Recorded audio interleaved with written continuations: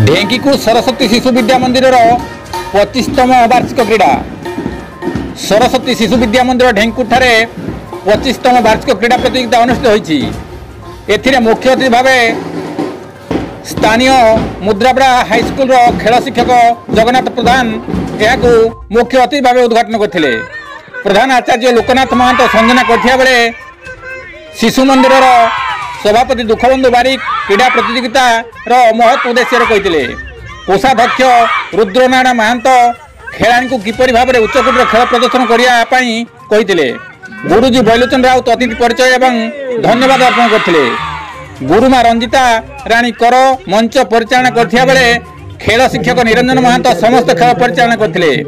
समस्त गुरुजी गुरुमा सेवक सेविका माने एथिरे सहयोग करथिले। स्थानीय ढेंकीकूट विश्वनाथ शिव मंदिर आज्ञामाल आनी यही खेल परिचालना करा। कविंद्र राउत का रिपोर्ट, केडीमी जुड़िया।